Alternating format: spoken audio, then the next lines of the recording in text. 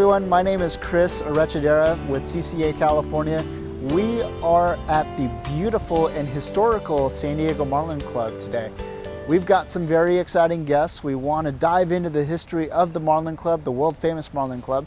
How did the Marlin Club get started back in 1931? Frank Belcher, who was an integral part of San Diego community at the time, and some other notable members of the community had gotten into sport fishing. So those guys all put together an angling club, and initially the club was located where H&M Landing is now. They referred to it, like John was saying earlier, as the old Embarcadero. It's not the true Embarcadero down by the Star of India, but this was referred to as the Embarcadero, now kind of known as America's Cup Harbor. So we had a weigh facility at the very base of the dock there. That's where we weighed the fish initially, and that's where the notable catches came in.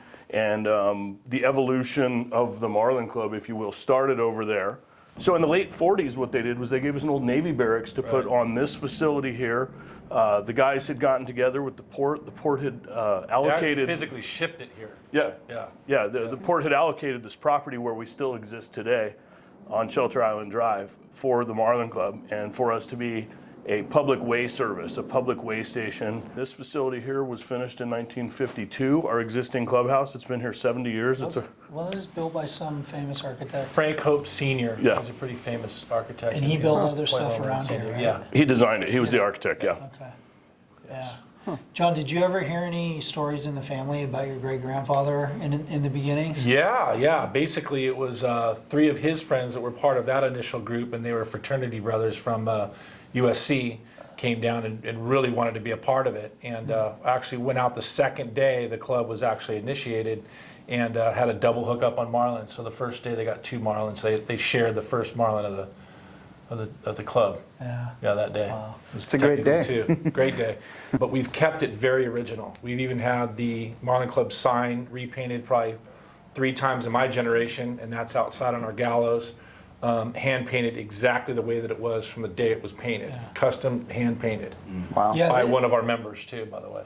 because of the designer and kind of the historical aspect of it, I think that there's like an unspoken understanding to keep things generally original around here. There's a feeling like when you roll into the docks with a fish or to come weigh something, you kind of feel that long history. Like you have this respect for the dock you're pulling into. It's this feeling you have because you know it's been here a long time and seen a lot of the most memorable catches in San Diego have come through here. And all of our scales are IGFA certified scales. Basically, we have somebody come in, check them just like they do at gas pumps and everything else. They get a stamp put on them.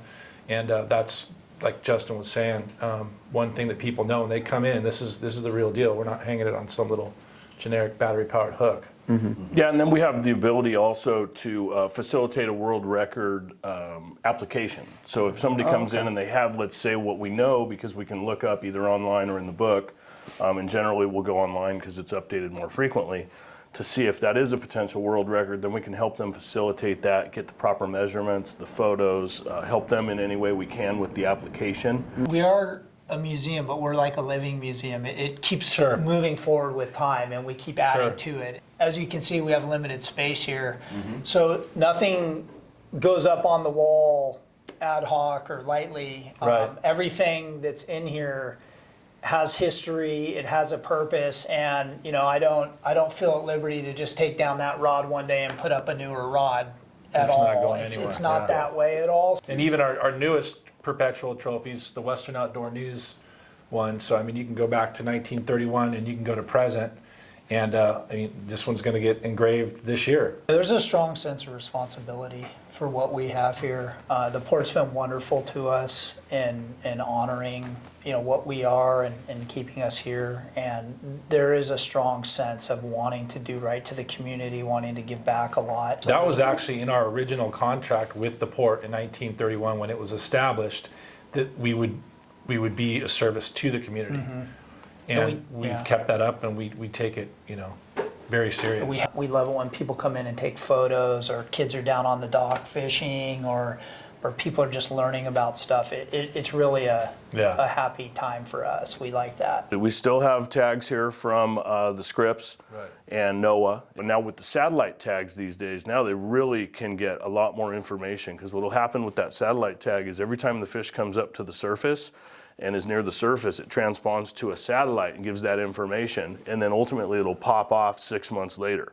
So now they're really able to document the migration of these fish and see how far they go, depths they travel to, temperatures that they're going into. I personally don't know one person in the club that specifically goes out to catch marlin and kill it.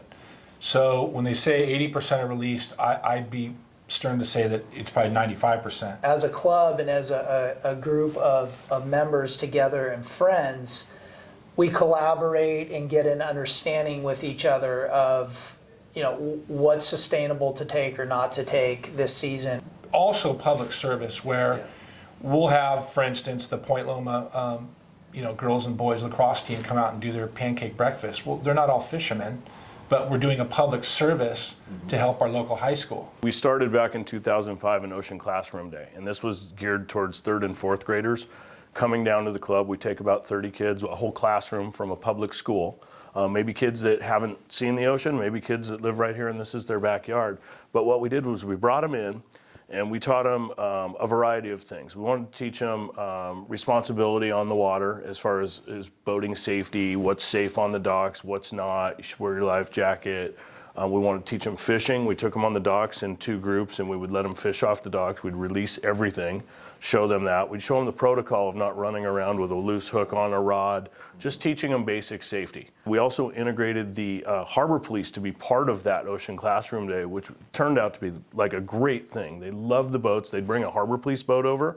And you know, when these guys had the time, if they weren't on a call, they'd let them shoot the water cannon and they'd tour the boat. And what they got to do is to interact with the police, which I think a lot of kids are afraid of police. They don't understand that police are just people just like us. As far as the community goes, not just fishing, but just, you know, responsibility with trash, teaching them about Mylar balloons, why they're so horrible for our oceans. And stuff of that nature. We've had a lot of tournaments come and go, and we've changed tournaments, we've added tournaments. I believe this year we have 9 or 10 slated to go. And the first one is in May, and that's Bob's tournament. He likes to put that on. He's the main chair, and that's our spring shootout. So that's traditionally our first tournament. Traditionally our last tournament is the Lobsterpalooza. That's our lobster hoop netting tournament, which I believe we had started, one of the first ones here that I know of. And that was, again, a suggestion by a member. Hey, you know, we got all these people during the season that do hoop netting. You know, why don't we try a tournament out?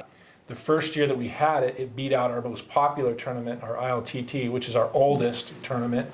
So it was mind-blowing. The ILTT, just to stay back on that, I believe started as an albacore tournament, right? It did. It was a light tackle albacore tournament. And it was basically, that is, I think, the oldest standing tournament In San Diego, yeah. The tournaments, I think, serve a few purposes. The tournaments allow us to do something a little different than just go fishing for the day. They take it to another level and allow us to compete in a nice, gentlemanly, friendly way. 2, it gets our membership together. It's an event for us.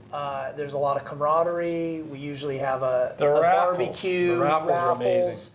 It gets the families together. 3, it kind of forces you to get your stuff together for the year. So they're nice in that sense. It kind of keeps you sharp throughout the year for fishing. It's not a bad place to have a meeting. You know, one more big shout out to you guys. Thank you so much for carrying on the tradition of the Marlin Club, your service to our community. And for your support of CCA, and especially letting us hold our meetings here.